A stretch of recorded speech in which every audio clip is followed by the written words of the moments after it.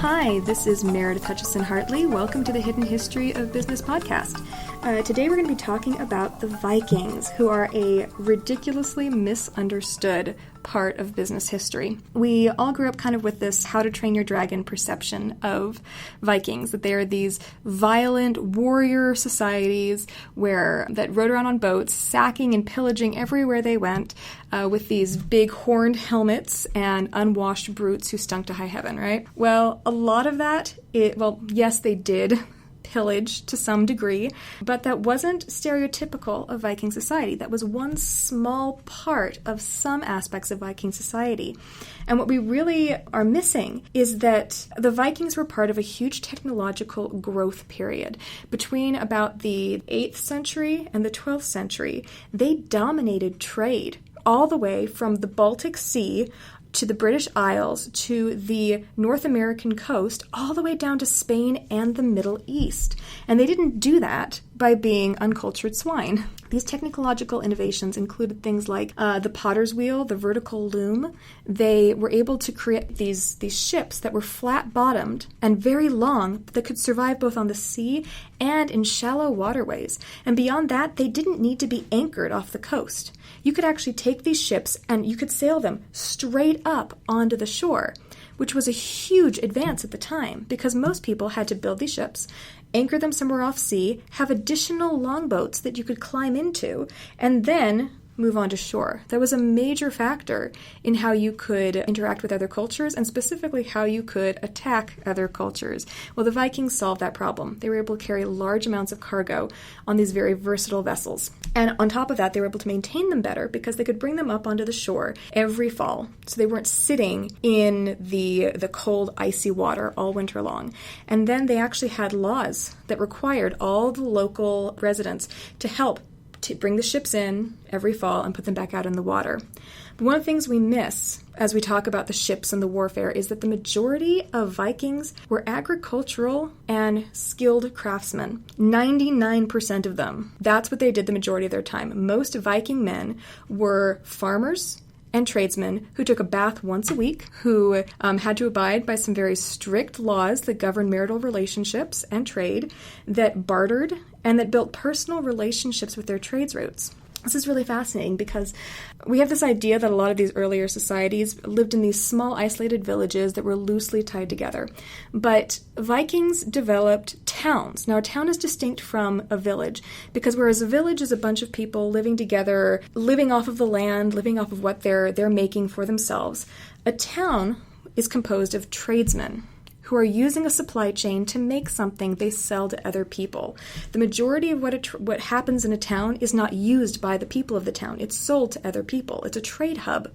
And that's what Vikings had, is they built this network of settlements and towns all over Europe, and then all the way across to Iceland and all the way to even the shores of North America, where Leif Erikson had a settlement briefly. And they did that all the way down the coast of Europe to Spain. They traded with the Middle East. An interesting factor is that these skilled Viking tradesmen didn't delegate the job of trade. If you were a tradesman who wanted to do business in the British Isles or Spain, you boarded that ship yourself. You bartered with the captain for space to carry your goods, and you would go to whoever it was you wanted to trade with, because in a trade relationship, they wanted to ensure the quality of whatever they were trading for, because they weren't just going to get coins, they were going to get objects, and they wanted to ensure, as the masters and the experts, that they were getting exactly what they wanted. In addition to that, they were building personal relationships. So just nowadays, as we go to a farmer's market, and people like that idea that they know the farmer who raised the cow. They know the person who grew their celery or their spinach.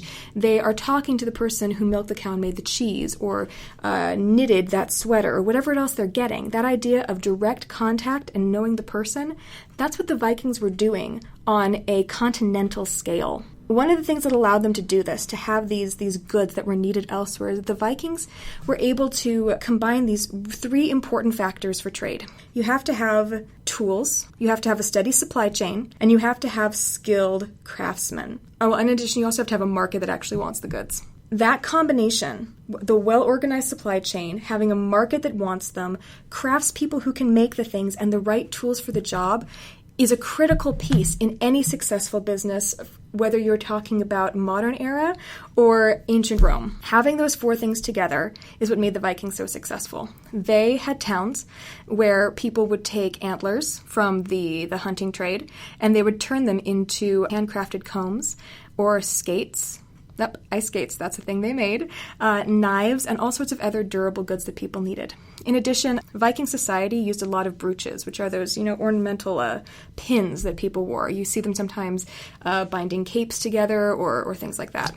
But in Viking Society, they were extremely important because, and we see those a lot of times in their burial mounds and other places, because they would signify gender, status, and ethnicity. You could look at someone's brooch and you knew where they came from. Everyone needed one of these, and they had to have a way of making them faster and cheaper to meet the demand for these brooches. So the Viking tradesmen found a way to cast the brooches instead of handcrafting them. So they would take an existing piece of jewelry and they would push it into clay, and they would make small artistic changes so that it would really be their product. And then they would seal that clay together and turn it into a mold or a cast that they could then pour the molten metal into. And literally, they were mass producing these brooches because they could do a lot of them all at once. This craft was highly dependent on having high-quality brass from continental Europe. And so these specialty jewelry production centers arose in these port towns that were associated with long-distance trade. They stabilized their trade routes. So a jeweler might actually get on a boat and go to wherever it was they needed to get their high-quality brass from, and then they would bring it back and to this trade center, and they would make these brooches, which could then go wherever it needed to go. They did the same thing with glass jewelry, with pottery, with weaving. They were the ones who invented the vertical loom, so you could actually create woven fabrics very, very quickly. They had a very complicated system of, I'd say very advanced system of dyeing fabrics. They took baths regularly. In fact, their trade, one of the ways you know that a society had pretty advanced trade is the degree to which they have a codified legal system, and that extended to many areas, including marriage. There were a lot of rules for how you could divorce someone, but Viking women could divorce their husbands. They could claim their dowry, and in addition, they could claim alimony from their former spouse. This was an extremely sophisticated society that dealt with a lot of issues that we face right now, but it all goes back to those four critical areas of having a market, having a stable supply chain, having skilled craftsmen, and having the right tools for the job. So that's our look into the hidden history of business among the Vikings. Thanks for listening.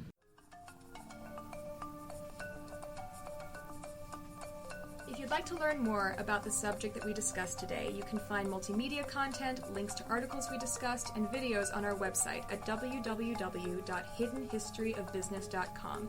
You can also find us on Facebook as The Hidden History of Business and on Twitter as well. Thanks for listening.